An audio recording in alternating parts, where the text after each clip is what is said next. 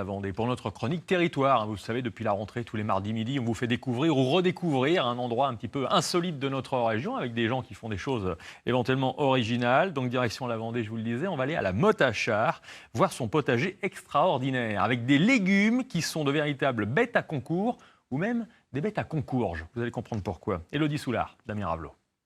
Le saviez-vous? Il y a un potager extraordinaire en Vendée et c'est ici, à la Motte à Char. Nous allons vous le faire découvrir, ainsi que sa collection unique de gourdes. D'ailleurs, dimanche, on fête ici la citrouille avec son concours national du plus gros potiron. On s'y prépare depuis plusieurs mois.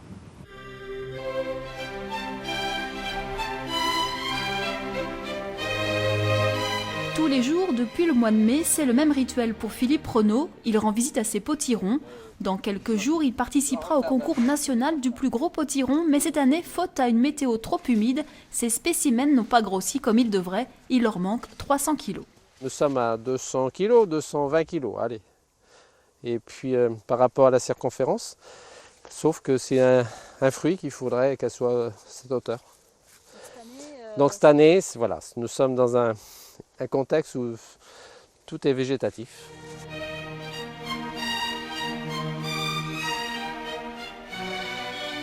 Ce concours unique en France se déroule au potager extraordinaire pendant la fête de la citrouille où tous les cucurbitacées sont à l'honneur. Ici, vous avez un exemplaire, un échantillon d'une multitude de cucurbitacées qui sont cultivées chaque année au potager extraordinaire dans les champs et qui n'apparaissent sous forme de fruits qu'à cette période-là. Donc c'est l'occasion de s'émerveiller devant toute cette diversité de couleurs, de formes, de tous ces fruits assez étonnants qui sont beaux et bons. Ce potager réserve d'étonnantes surprises à ses visiteurs, notamment ce tunnel insolite de gourdes. Alors ce que l'on voit, ce sont des lagenaria, ce sont des plantes de la famille des cucurbitacées, des citrouilles, ce sont des fruits que l'on voit exactement. Et ces plantes de la famille de la citrouille eh bien, sont probablement originaires d'Afrique ou d'Amérique et elles ont un usage particulier. Celle-ci a donné le nom un peu à toutes les autres puisqu'on les appelle généralement des gourdes. Et ces gourdes, eh bien, c'est la gourde pèlerine, la gourde que les pèlerins de Saint-Jacques-de-Compostelle utilisaient pour transporter de l'eau ou du vin lors de leur pérégrination vers Saint-Jacques-de-Compostelle. Mais dans ce potager extraordinaire, il ne pousse pas que des cucurbitacées, il y a aussi des tomates, 260 variétés anciennes et atypiques inscrites au Conservatoire des collections végétales spécialisées.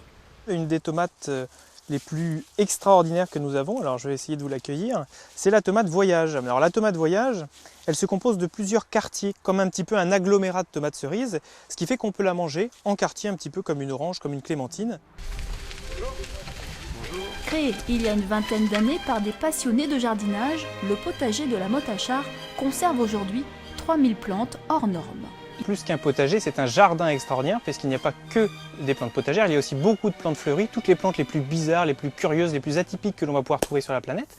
Et parmi les plantes atypiques, on a par exemple des aristoloches, comme celle-ci, et qui ont une sexualité un peu bizarre. On va pouvoir avoir des odeurs curieuses, des comportements étonnants, des plantes dont le mouvement est extrêmement rapide, elles vont se refermer en quelques secondes. Après une balade au potager extraordinaire, le visiteur regardera le végétal d'un œil différent. Partons à quelques kilomètres d'ici, sur le littoral, au musée de la pêche et de la mer, au Sable d'Olonne. L'exposition Les Sablets face à la mer, histoire de naufrage et de sauvetage, rappelle combien la vie des marins-pêcheurs peut basculer rapidement. Dundee, paquebots ou dragueurs de mines n'ont pas été épargnés par les fureurs de l'océan au large de la baie. Cette exposition met aussi en avant le dévouement des sauveteurs en mer et les bénévoles de la SNSM.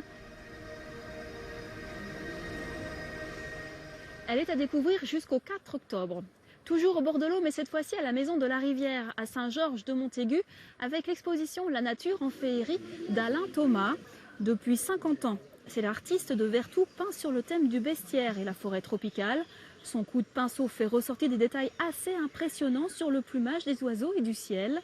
Les 40 tableaux se découvrent au cours d'une balade le long de la Grande Maine, à pied ou en barque. Bonne découverte à vous! Voilà, et prochaine rencontre insolite dans un autre département de la région, mardi prochain. Sur Internet.